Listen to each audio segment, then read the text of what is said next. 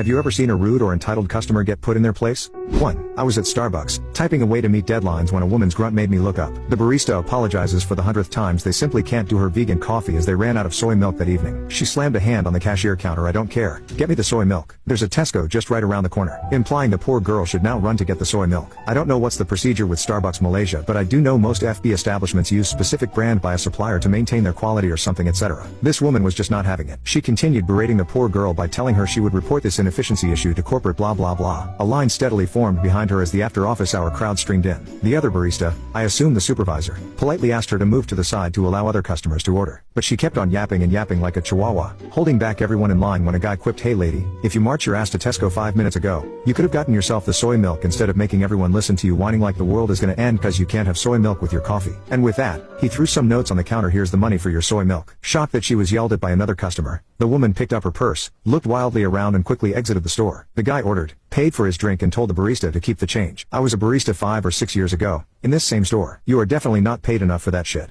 2. My wife has the best story for this. She used to regularly go to a Starbucks in Vancouver for her morning coffee on the way to work. So did this other guy. Except this other guy deemed himself tremendously more important than everyone else in the room and routinely jumped the line. She'd seen this happen many times before, but she was usually on her way out the door. Not this day though. She was at the head of the line and was making her order when he thrust himself between herself and the counter and started his usual shtick, and she would have none of it. "Excuse me, who the hell do you think you are? Get to the back of the line. I'm late and I have to get going." "I don't care. Nobody gets between me and my coffee in the morning." "Don't you know who I?" Because of course he said that. She cut him off. "It doesn't matter. Get in line like everyone else. I'm going to get you fired." "How?" "I don't work here. That's it. I'm never coming back to this Starbucks again." The staff and other customers couldn't be more relieved. She was literally getting free coffee every other week and the story had been told seemingly as part of the training program, because anytime new employees showed up at this Starbucks, there'd be an exchange that roughly went, "Are you the lady who?" For years that went on. She's a legend.